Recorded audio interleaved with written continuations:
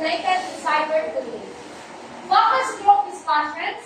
Focus group discussions will be conducted with a sample of learners from both groups to gather in-depth information about their experiences in cyberbullying and their perceptions of the intervention programs.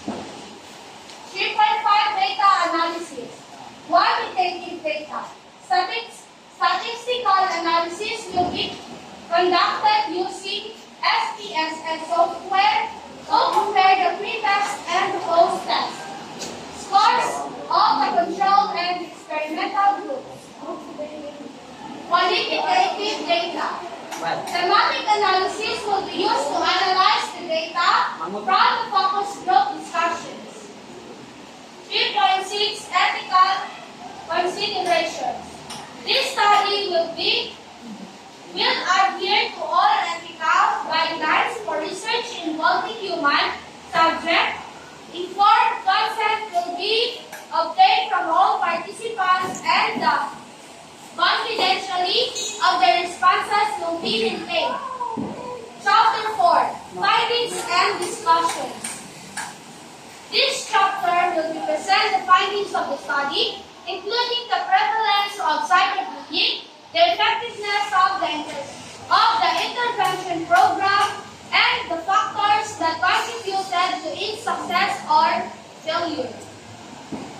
Prevalence of cyberbullying.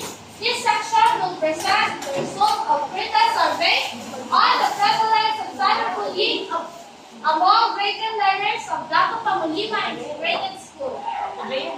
Effectiveness of intervention program. This section will compare the pre-test and post-test scores of the control and experimental groups to assess the effectiveness of the intervention program in reducing cyberbullying behaviors and promoting positive online behavior. Factors contributing to success or failure. This section will discuss the factors that contributed to the success or failures of the intervention program based on both quantitative and qualitative data. Discussion. This section will provide a comprehensive discussion of the findings, drawing connections between the result and exciting literature.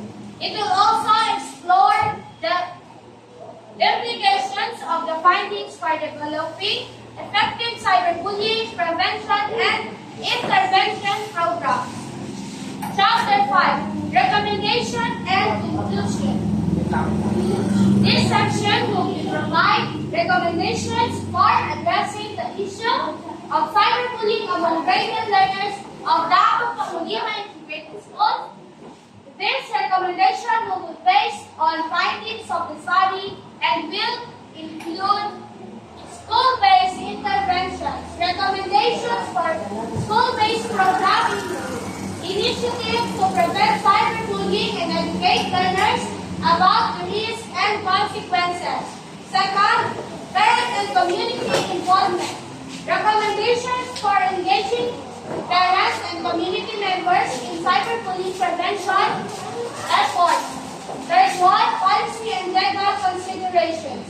Recommendation for policy changes and local intervention to address cyberbullying among young people. Conclusion. This section will provide a concise summary of the studies, findings, and their implications. It will also reiterate the importance of addressing cyberbullying among adolescents and the need for continuous research and intervention efforts. References. Barnard, L.D.L. and Moyer in 2014, The Public Health Issue, Journal of Adolescent Health, 54-505-510. Hindua S. and Pachin, J. Bullying, Cyberbullying, and Sexting. Smith, 2014, Sexting, a review of the literature and indications for prevention, journal, and child and adolescent trauma. And that's all they do. The core problem of your research that you addresses and why it's significant. Core problem and significance. The core problem addressed by this research in the prevalence of cyberbullying among grade learners at Tato Pamulima Integrated School. Integrated School, cyberbullying is a serious issue affecting students' mental and emotional well-being, academic performance, and social interactions. By focusing on grade and influence and online interactions are particularly impactful. The significance of the study lies in its potential to create target educational interventions that can reduce cyberbullying and improve the overall school climate. Now, what are the key limitations of your methodology and how did limitation influence your findings? Key limitations and influence on findings. A key limitation in the methodology could be the reliance on self-reported data, which can introduce bias or inaccuracies as students may underreport their involvement in cyberbullying due to fear of stigma or consequences. Additionally, the research may be limited by the sample size and its applicability to other schools or regions. This limitation could influence the findings by potentially underestimating the prevalence of cyberbullying or affecting the generalizability of the results. Now, how did you ensure the validity and reliability of your data collection methods? Validity and reliability of data collection.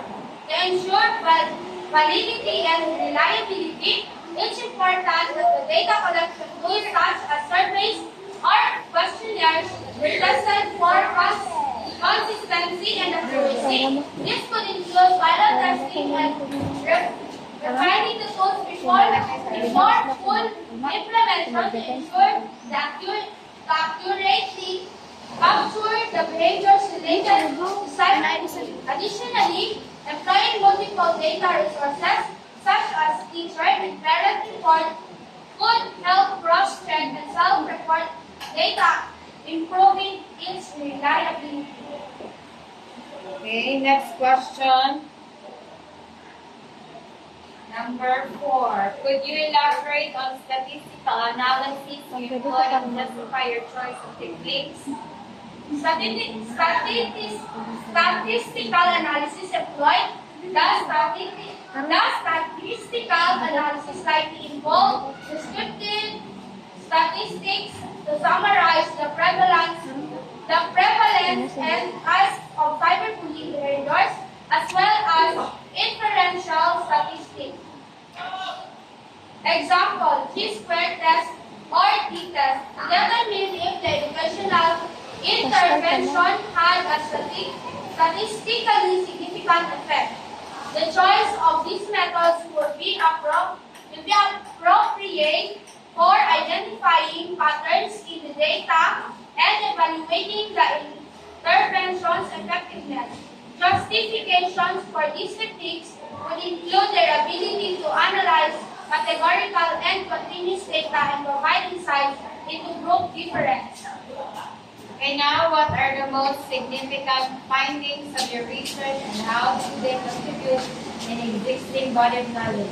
Significant findings and contribution. The most significant findings on the research may be the effectiveness of the educational intervention in reducing cyberbullying behaviors among the learners. These findings contribute to the body of knowledge by offering evidence-based strategies to address cyberbullying in a specific school context. It may also shed light on the types of interventions that are most effective in this demographic adding to existing research on cyberbullying prevention. Okay, did your research uncover any unexpected results and how you interpret this and what are their implications. An unexpected result could be that certain types of interventions, such as peer-led discussions, may have been more effective than formal teacher-led lessons in reducing cyberbullying. This might suggest that peer influence plays a more significant role than previously thought.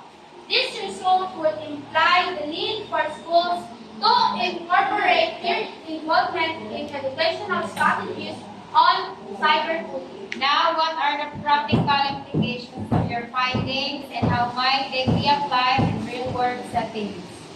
The practical implications of the findings could include the development of tailored educational programs that schools can implement to mitigate cyberbullying. Schools may adopt these findings to improve their anti-bullying strategies by integrating interactive and peer-based interventions into their curriculums, thereby creating a safer online environment for students. Okay, now, what are the potential limitations or challenges in applying your findings? A potential challenge in applying the findings could be the variability of cyberbullying framework across different cultural, socio-economic, and technological contexts that works in one school setting may not be as effective in another. Furthermore, the need of sustained efforts to combat cyberbullying could make it difficult for schools to maintain consistent interventions programs.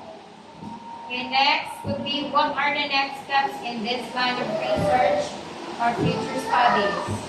Future studies could explore the long-term effects of educational intervention of cyberbullying behaviors, as well as the role of digital literacy in preventing cyberbullying. Research could also extend to another grade levels or schools in different regions to determine the generalizability of the findings of and identify new methods to address cyberbullying. Okay, now how would you respond to criticism that mentioned in specific potential criticism relevant to this research? Response to criticism of intervention effectiveness. If a criticism were raised regarding the limited scope of the intervention or its short-term nature, the response would emphasize that while the study scope was focused on graded learners at a single school, intervention could serve as a pilot program with the potential of broader application. Moreover, it's important to recognize that long-term effectiveness requires continuous efforts, and not even short-term improvements are valuable in reducing the prevalence of cyberbullying. The study could also advocate for future research that addresses the sustainability of such interventions. And thus bring us to end. Thank you for your thoughtful questions and insightful discussions, ma'am. Your input has enriched my research and broadened my perspective. I appreciate the guidance of Ma'am Lespe Velasco and Ms. Yohani Musa. This research defense marked the culmination of my academic and course. I am proud to contribute to the ongoing conversation of cyberbullying prevention and look forward to future collaborations. Thank you.